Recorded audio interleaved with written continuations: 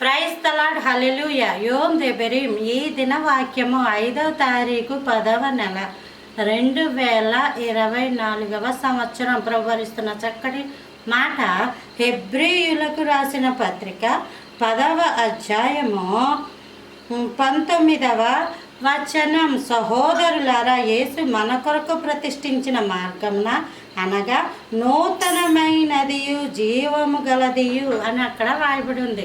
ఈ మార్గము ఒకటి ఏంటంటే నూతనమైనది, ఇది కొత్త మార్గం. ఇంకోటి ఏంటంటే జీవము గలది. లోకంలో పాత మార్గాలు చాలా ఉన్నాయి, ఎప్పటి నుంచో అలవాటు అయిపోయిన మార్గాలు చాలా ఉన్నాయి. మీరు ఆలకించండి. ఈ మార్గాలు ఎప్పటి నుంచో వస్తున్నాయి అని అంటారు.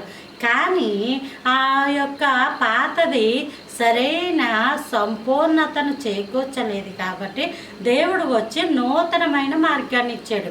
ఇంకోటి ఏంటంటే పాత మార్గంలో మరణం ఉంది, ఈ కొత్త మార్గంలో జీవం ఉంది. ఒకవేళ నీ జీవితము పాత రోతకరమైన జీవితం ఉంటే ఇంతేనా, బ్రతికింతేనా, నేను ఇంతేనా అన్న ఆలోచనే కనుక ఉంటే నీకు దేవుడు నిన్ను కొత్తతనముగా నూతనముగా నింపుతాడు, నూతనమైన మార్గాన్ని ఇస్తాడు. ఆ మార్గంలో జీవం ఉంది, మరణము లేనే లేదు. నీ యొక్క అనారోగ్యం ఎలా ఉండొచ్చు, నీ యొక్క అప్పులు ఎలా ఉండొచ్చు, నీ యొక్క పరిస్థితి అంత భయంకరంగానే ఉండొచ్చు. కానీ నీ దేవునిలో అడుగుపెట్టినప్పుడు